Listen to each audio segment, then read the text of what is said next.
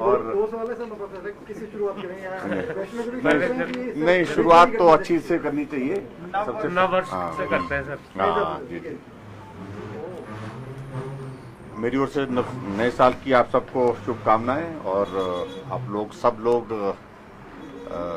अच्छा काम करें, हमारी खबर भी कभी कभी लगाते रहें, और सबको शुभकामनाएं, परिवार के लिए, सबके लिए।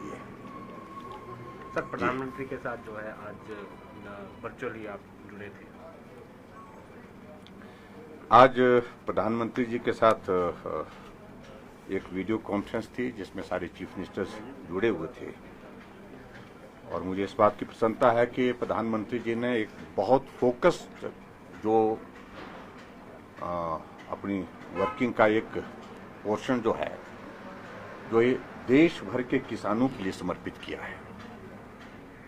और पूरे देश की आबादी का लगभग 80% हिस्सा गांव में रहता है, और गांव में रहने वाला या तो बागबान है या तो किसान है। और ऐसे में अगर हिमाचल प्रदेश की अगर हम बात करें तो हिमाचल प्रदेश में किसानों की संख्या, गांव में रहने वाली संख्या जो है, पॉपुलेशन का जो हिस्सा है, लगभग वो तो 90% के करीब करीब है। और मुझे इस बात की प्रसन्नता है कि जो किसान सम्मान निधि की अगर बात है तो आज 10वीं किस्त जो है प्रधानमंत्री जी ने, जो देश का सबसे बड़ा वर्ग है किसान, उनके लिए जो है वो जारी की। 10.09 करोड़ किसानों को, यानी कि 10 करोड़ 9 लाख किसानों को आज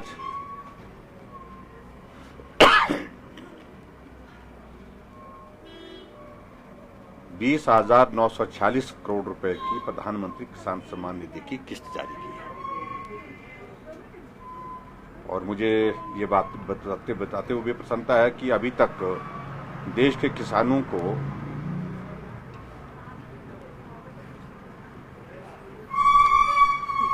ये फिगर क्या है, तो उसमें पॉइंट लगा दिया ना,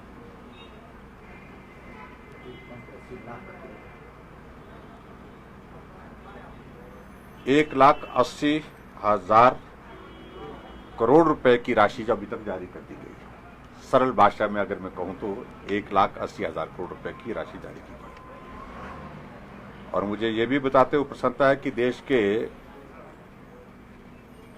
1,24,486 किसानों को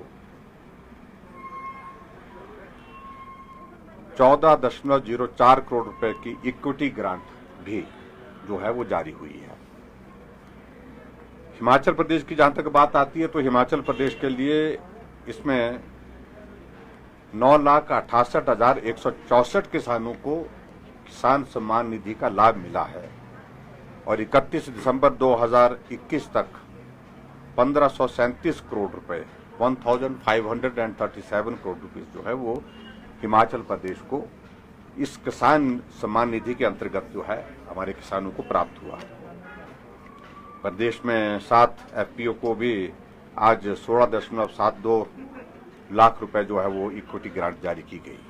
तो ये एक संक्षिप्त जानकारी आज की वीडियो कॉन्फ्रेंस की, जिसमें प्रधानमंत्री जी ने संबोधित किया। लेकिन सबसे बड़ा इंपॉर्टेंट पार्ट उसमें यह है कि जिस एक कार्य को हिमाचल प्रदेश ने सरकारी स्तर पर उसकी शुरुआत की, वो प्राकृतिक खेती, उस पर प्रधानमंत्री जी का बहुत बड़ा फोकस रहा। और पूरे देश भर के किसानों से इस बात के लिए आग्रह किया कि प्राकृतिक खेती को बढ़ावा देने के लिए आप काम करें। और उस पर एक जो डॉक्यूमेंट्री थी, उस डॉक्यूमेंट्री में भी हिमाचल प्रदेश का बहुत जो काम किया गया उसको भी दर्शाया गया। आज ये हमारे लिए भी प्रसन्नता की बात है। तो कुल मिलाकर के आज प्रधानमंत्री जी ने जहां पूरे देश के लिए नववर्ष की शुभकामनाएं दी, और वहां 2022 के पहले दिन देश के किसानों को याद किया, उनके लिए सहयोग की दृष्टि से किसान सम्मान निधि की 10वीं किस्त जारी की। सर 2010 में कृषक मित्र योजना शुरू हुई थी गाँव में, कृषक मित्र लगाए गए थे, लेकिन उनकी ट्रेनिंग के बावजूद आज तक उनकी सेवाएं नहीं की। क्या इस दिशा में सर सरकार कोई प्रयास? नहीं, उनकी सेवाएं ली गई, लेकिन उनका कृषक मित्र का एक वो कॉन्सेप्ट ये था कि वो वन टाइम ग्रांट आई थी केंद्र सरकार से और उनको लगाया गया था पंचायत में, लेकिन उसके बाद वो ग्रांट बंद हो गई केंद्र सरकार से। और केंद्र में सरकार उस वक्त कांग्रेस गवर्नमेंट थी, उन्होंने बंद कर दी और बंद करने के पश्चात हुआ है उसके बाद दोबारा ग्रांट के लिए अभी तक भी हम टेकअप कर रहे हैं। वो सारी चीज को लेकर के काम किया उनने, ट्रेनिंग भी उनकी हुई और लेकिन अब आज की तारीख में वो ग्रांट नहीं मिलने के कारण जो है वो इस तरह की बात है। सर कल किस तरह का महत्वपूर्ण घटनाएं घटी, दोनों ही दुखद घटनाएं। जैसे रिच को लेके एक थ्रेट परसेप्शन था और कल बड़ी अफरा तफरी का माहौल रहा और पूरा सेलिब्रेशन था उसमें निकल गया। दूसरा वैष्णो देवी वाली घटना हुई सर, दोनों को अलग से किस तरह से? वैष्णो देवी में जो घटना हुई है सचमुच में दुखद है और बहुत सारे करोड़ों लोगों की श्रद्धा है वहां पर और उस भाव के साथ लोग वहां पर जाते हैं और लोगों की इच्छा रहती है कि हम नए साल के इस शुरुआत को मां का आशीर्वाद लेकर के शुरू करें।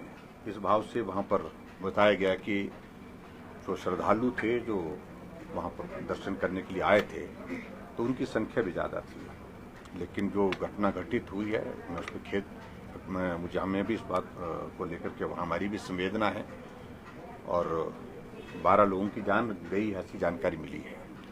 जहां तक दूसरी बात की अगर का जिक्र कर रहे हैं तो शिमला के बारे में सिर्फ इतना ही मुझे कहना है उनमें बहुत विस्तार से कुछ चीजों को हमको आगे कहने की आवश्यकता नहीं है क्योंकि वो संवेदनशील इश्यूज हैं, लेकिन इनपुट थी और बहुत रिलायबल सोर्सेज से थी वो और जिसके कारण ये बताया गया कि उस जो कम्युनिकेशन प्राप्त हुआ था उसमें जिक्र शिमला की रिज का आया था। रिज पर जो है आज के तारीख मतलब नई साल के उपलक्ष्य में जो है वो कुछ वारदात करने के लिए अंजाम देने के लिए प्रयत्न कर रहे हैं। तो उस दृष्टि से हमें उचित लगा कि हम रिस्क ना लें। हमने रात को बैठक भी की, अधिकारियों के साथ बातचीत भी की।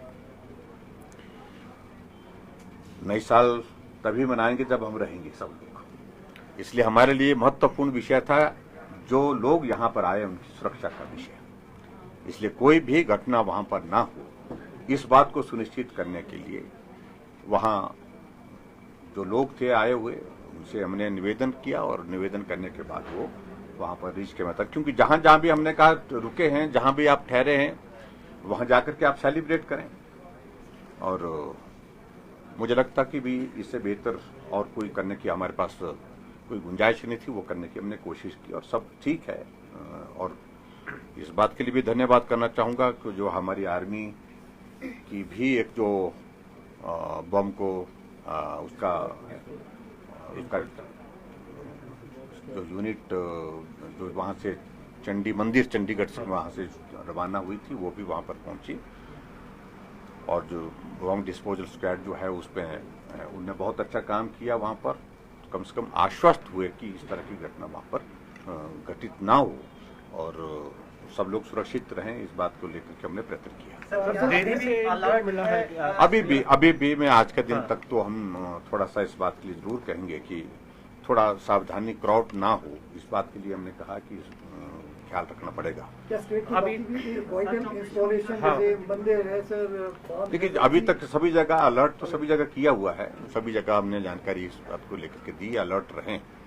जहां भी नए साल के लिए लोग बड़ी संख्या में आए हैं, टूरिस्ट आए हैं, लेकिन उसके बावजूद भी इस तरह के वहां पर कोई इस तरह की बात नहीं हमने अभी तक की है जिसके कारण वहां पर हमको रोकना पड़े किसी को।